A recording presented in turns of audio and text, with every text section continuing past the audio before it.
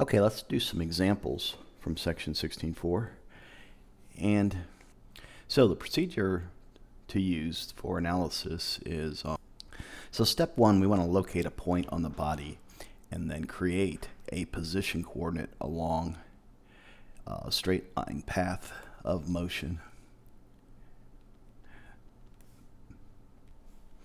So say I have a cam here that rotates about this point O here.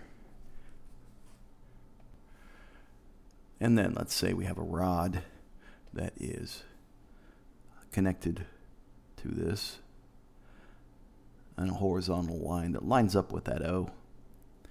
And this thing is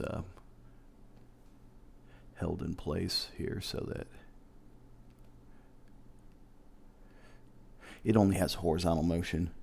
And let's say there's a spring back here, so it always has pressure against this cam. Okay, now this cam is rotating this direction. So we want to locate a straight line position coordinate along the path of motion. So this is the path of motion. So let's locate this, because that is how this cam is going to move. And we'll call this X, as it varies depending on the position of the cam.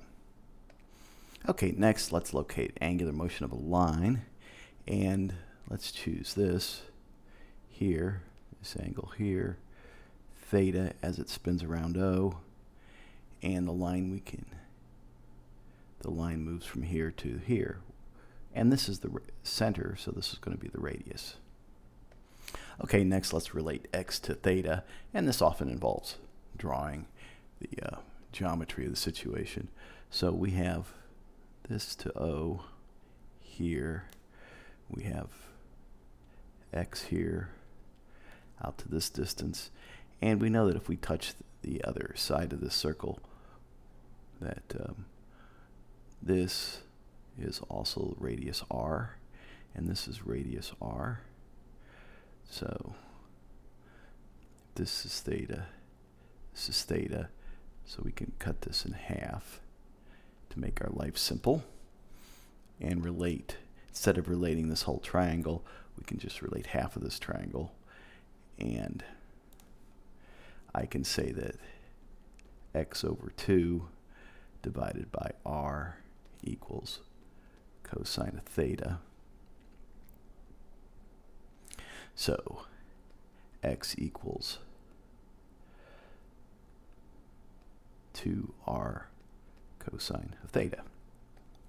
Okay, next we take our derivatives of our X as a function of theta.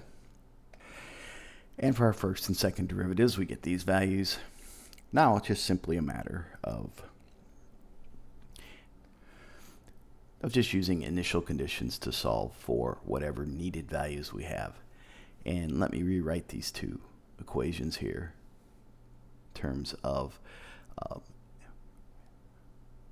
rate of rotation and